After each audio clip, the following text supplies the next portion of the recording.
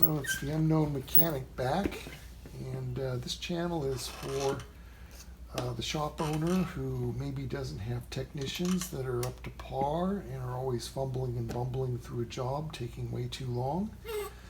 And also for the aspiring mechanic who wants to raise their level of proficiency. And also the do-it-yourselfer homeowner who may want to tackle this job on your own, or at least see how a professional would do it, so that when you do take it into the shop, you know what to expect.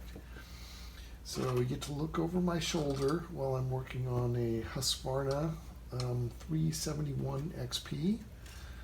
And this saw belongs to Rumpus Road Rash.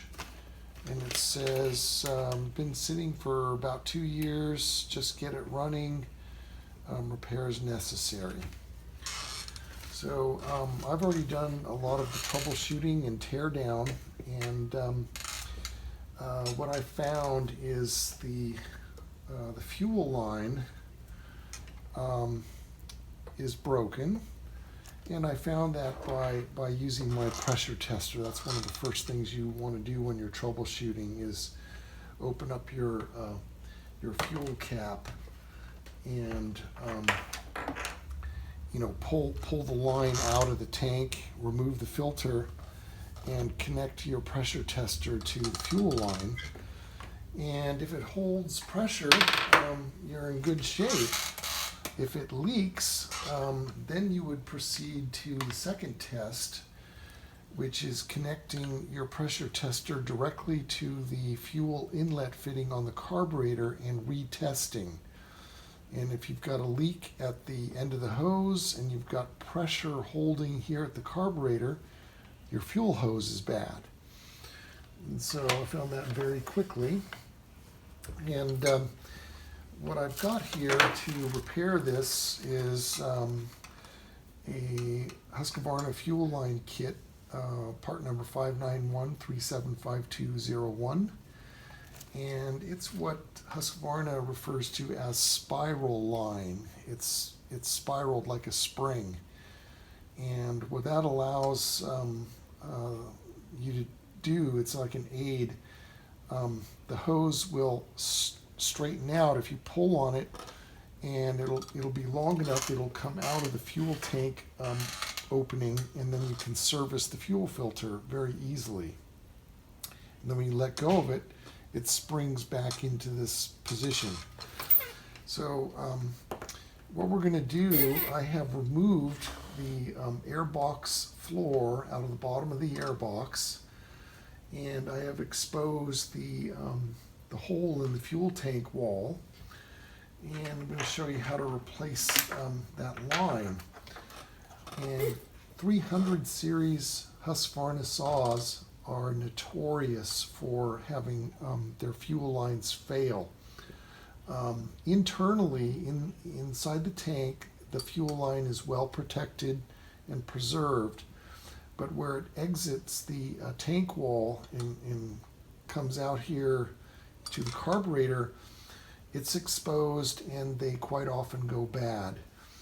And if you have one that just keeps coming back with a broken line, a deteriorated line over and over again, what I've done in the past is I've substituted Husqvarna spiral line for Home Light fuel line. They make a gray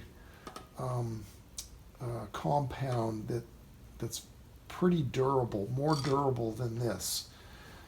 It's not spiral though, it's straight.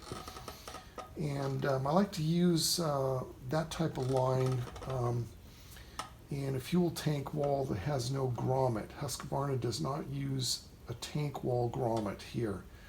The outer diameter of the line is supposed to expand and seal against the hole in the tank wall. And if you use the wrong type of line, it's possible that it will harden and shrink, and then you'll have a leak around the outer diameter of the line. And the really proper type of line, when you stretch it, it shrinks, and then when you let go of it, it expands, and when it expands, it seals against the hole in the tank wall.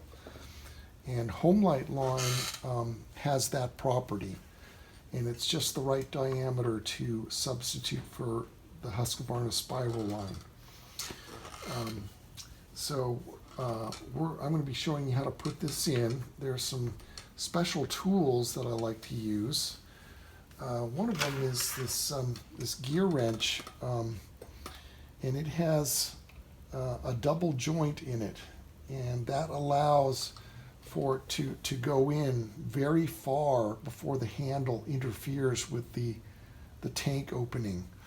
And this is a good tool. It's gear wrench number 82035. But I also have I've a piece of music wire, and there's nothing special about this. This is just 33 thousandths music wire. And I had a Homelite tool that a couple decades ago, maybe 3 decades ago, in a Homelite service school, all the students were given a starter handle and a plastic thread type screw and a couple feet of music wire. And you fold the music wire in half and put it through the starter grip, and then fasten it with the screw. And that was a tool that every student went home with that day. And I misplaced mine. It's around here somewhere. So I'm just going to be using just a piece of music wire. And I'm going to bring the camera in for a close-up. You can see what I'm going to do here.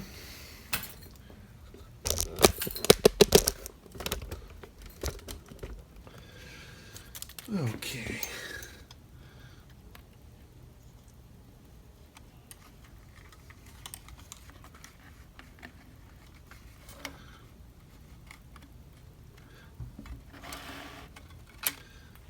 And so I've got my music wire all the way threaded through.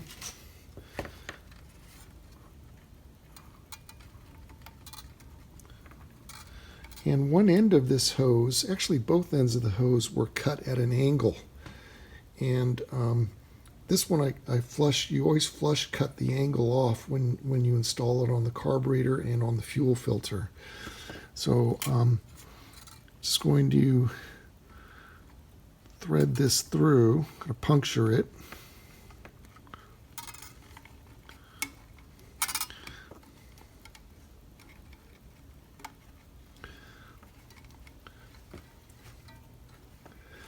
And steel makes this this press fluid, and this when you put it on the rubber parts, it's made for like anti-vibration mounts and fuel tank grommets, fuel hoses, any kind of rubber part that it'll help you assemble it, so you don't have to fight with it.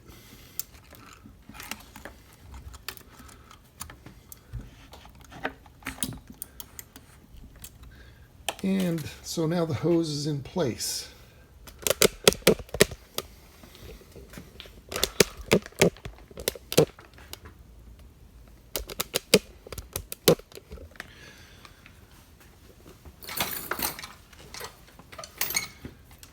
We'll just cut that off. My favorite tool for that.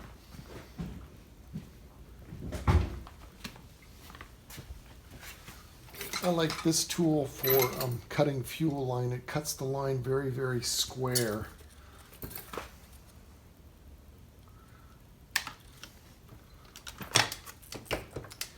And so that's how you would install a fuel hose in a 300 series Husqvarna. Now, the rest of this, there's quite a few other issues that I'm going to address. This saw, it obviously has a clone counterfeit cylinder. This is some kind of a Chinese Amazon cylinder on it. And it's got some kind of Chinese no-name brand spark plug. And it looks brand new, like the saw's never run. So I'm going to leave the cylinder alone because that's quite expensive. If I were to order a Husqvarna top end and remove this fake one, that's going to cost too much money. So, but I am going to replace the carburetor. When I took this saw apart, I noticed that there's no name. Walbro is not cast onto the pump cover, and there's no, actually that's a Zalma number, a C3M. So this series of saw may have used Walbro and Zalma depending on the year. But this is a copy. This is a counterfeit, not original Zalma or Walbro carburetor. And I don't take a chance on these. I don't mess with these at all. If the customer brings one in with a $10 Amazon carburetor on there, first thing I'm going to do is ask him to bring in the original carburetor, and I'm going to rebuild that one. And if he's already discarded it, then I would order a new one, and that's what I've done in this case. This carburetor is not that expensive. This came from Husqvarna. It is a Walbro HD 12C, and so I'm going to be replacing the carburetor. And I don't trust this one. I'm not going to use it. And I also have already replaced the impulse line. The impulse line fits onto a fitting on the base of the cylinder and goes through this rubber tank wall grommet, and then it connects to the fuel pump on the carburetor. And I'm also going to be replacing the throttle cable. There's a tremendous amount of wear in the cable housing here. It's almost worn through. So I don't trust this cable, and I'm going to be replacing that. I've got a number of different parts here. This is the new cable, and the air conductor for the air injection. There's an air conductor in here that directs clean air into the air box. That was broken, so I've got a brand new air conductor. And the air conductor over the flywheel is broken, so I've got a new one of those. And the starter, there's a lot of wear in the starter pulley and the part where the pawls catch the pawl catcher. So I've got a brand new starter pulley. I'm going to be addressing that. And the stop switch wire. Okay, this wire, there's several spots in the insulation that are almost worn through to the bare wire, and also this wire is petrified. It's stiff as a board. So we're going to be replacing that. And I noticed that, I don't know what's going on here, but that's definitely not a factory fastener. So I've got the correct handle mounting screw to replace whatever that is. And then I also found that the handguard, there's a bushing. The proper bushing looks like this, and it's got a flange on it and a shoulder. And what he had in here was some piece of scrap metal. It's got hacksaw marks in it, and the handguard was pivoting on this. So I'm going to discard that and put the right hardware in there. And so I don't want to make the video too long. I'm going to edit out all of the nuts and bolts. It's just that I wanted to stress, when you're evaluating a saw, you want to do a very thorough inspection. And, I've had a lot of crappy mechanics that worked for me.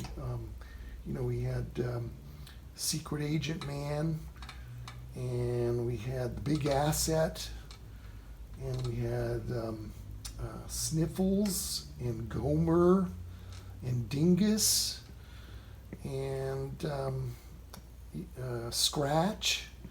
And Scratch supposedly had 40 years experience, but one of the things that Scratch would do is if he were working on a job like this, he wouldn't go deep enough. He would just find that the fuel line is bad, and he would halt the job and he would order the fuel line, and the job would be waiting parts, and when the fuel line came in, then he would install it and then proceed on and find one problem after another problem after another problem and order parts along the way, holding up the job multiple times waiting for parts.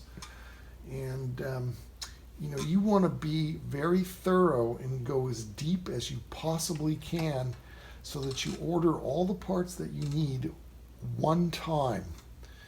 And on a saw that's older like this, I may not have everything on the shelf. I do for a lot of the newer ones, but you go back and those parts are scarce and they don't sell very fast, and so they're non-stocking items and we have to order them.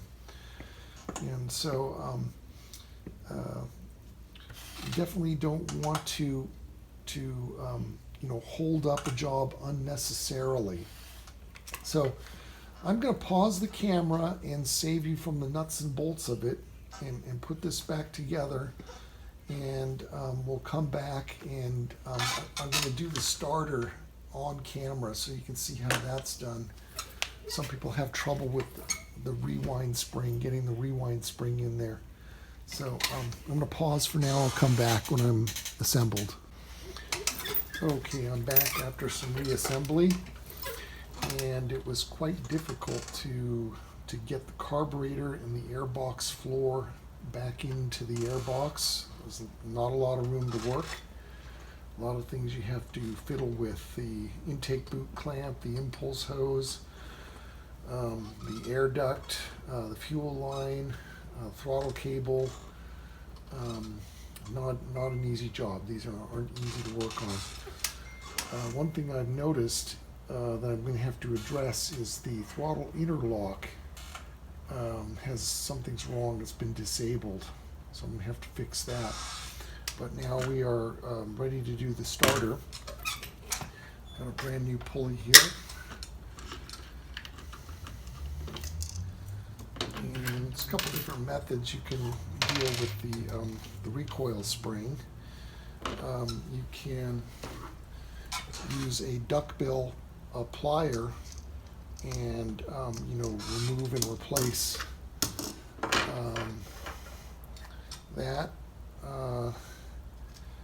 Give that a shot. I don't think that's gonna work. There's not enough room here.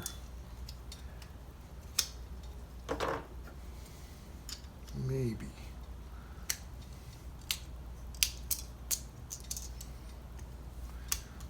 It worked. Okay. So that was easier than I thought. I like to use grease on the post and a lightweight oil on the spring.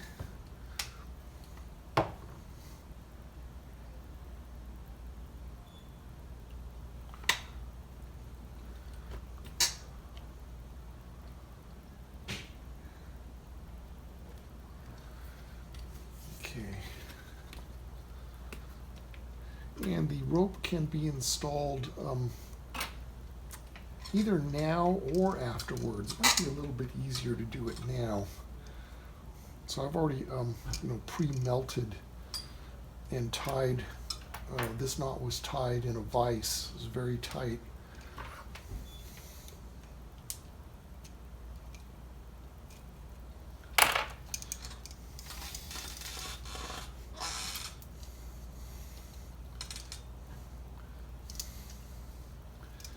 not a lot of room for that knot. That might be a problem.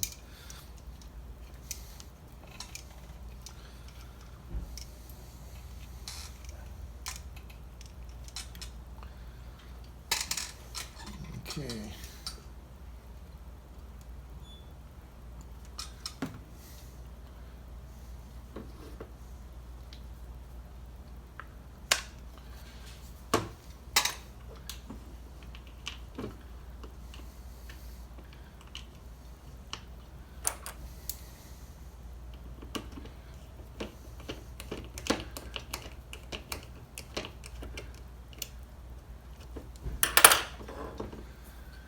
Okay, now the pre-tensioning.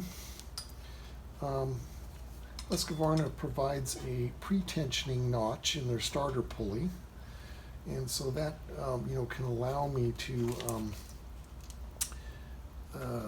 go ahead and put the starter handle on now and tension it after the fact.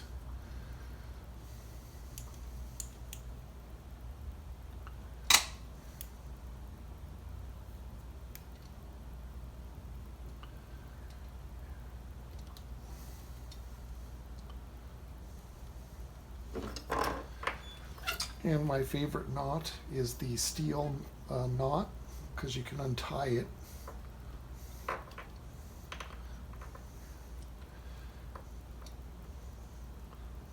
That style of knot.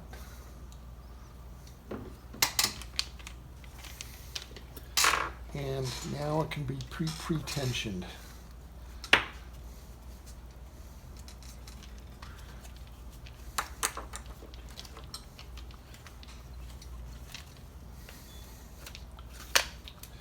And what you're looking for is when you pull this all the way out,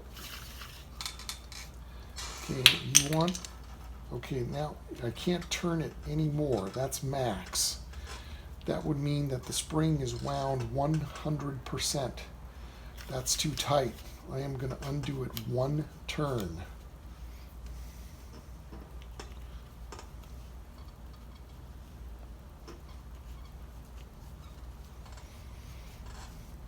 Okay, there's one turn. So I can turn this another 360 degrees before I run out of spring. And that's good.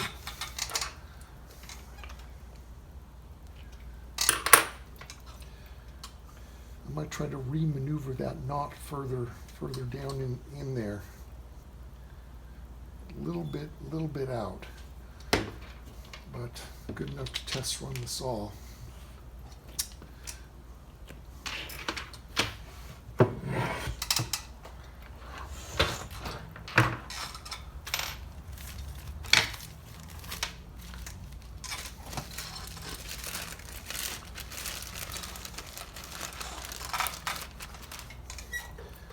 This is the missing bushing.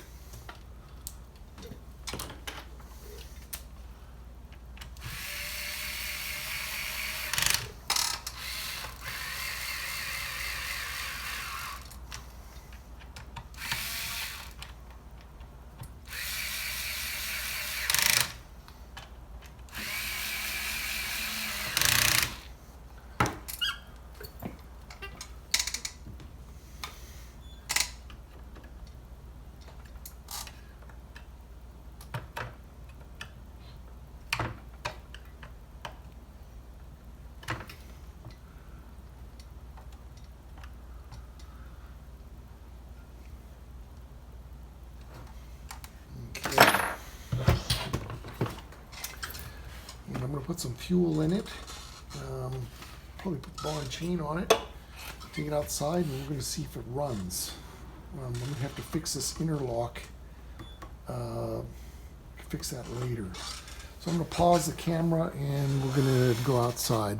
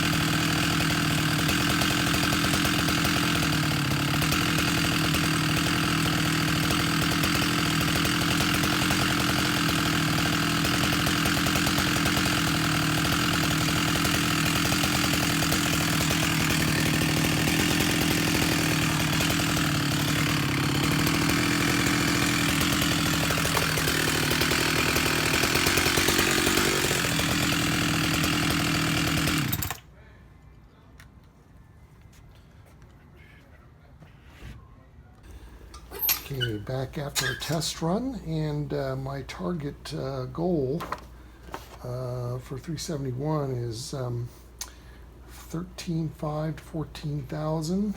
13.5 is for new, 14,000 is for broken in. But since this has an aftermarket Chinese fake cylinder on it, I didn't want to push it, so I set it for 13.5. And it was too rich out of the box, so I was playing with the H&L screw, the H screw clockwise to bring the RPMs up to 13.5. Then several attempts at the low, the idle speed screw and the idle mixture screw. And target goal there is 2,700, and I'm satisfied. So I also was able to get the spring in the interlock to work correctly. So that's operating. That was very difficult. I find steels are easier to work on in the carburetor, air box, throttle linkage, spring and fuel line and impulse line routing and so forth. Steel's a little easier. But it's back together, running. I'm satisfied. I'm going to call up the customer and come pick it up. So if you like my videos, thumbs up, subscribe to the channel, and make sure that you check out all my other videos. So that's it for today. We'll see you on the next one. I don't know what it's going to be.